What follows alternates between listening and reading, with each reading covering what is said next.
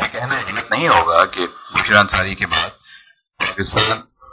T V ڈرامے کو ہنا دل پذیر خان کی شکل میں ایک ایسی ورسٹائل اداکاری مل گئی ہے کسی بھی رول شاندار اداکاری کے جوہر دکھاتی ہے اور اپنے آپ کو کردار میں ڈھال کر ناظرین کی نظروں میں مقبول بنا لیتی ہیں۔ ہنا دل پذیر خان نے انتہائی مختصر عرصے میں کامیابیوں کا سفر تیزی سے طے کیا ہے۔ بلبلے کی مومو اور ماجی کا کردار ان کی پہچان بن چکا ہے۔ اس کے علاوہ فردوسی بیگم میں انہوں نے مختلف رول ادا کیے اور مختلف ڈراموں میں ان کے ورسٹائل کردار نے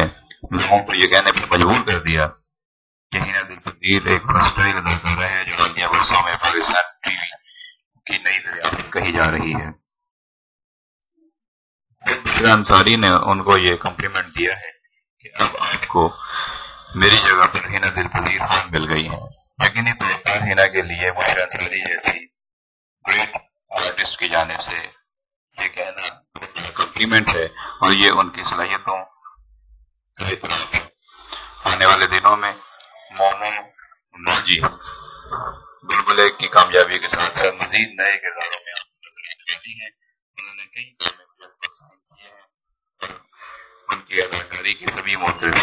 جو بھی ان کی اداکاری کو ایک دفعہ دیکھ لیتا ہے وہ پھر انہیں بھول نہیں پاتا اور دوبارہ ان کے کردار اور ان کے ڈرامے ضرور دیکھنا چاہتا ہے۔ ہنا دل پذیر خان کی شخصیت، ان کے کام اور ان کے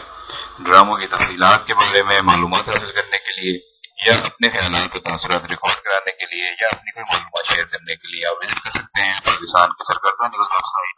www.pakistan.com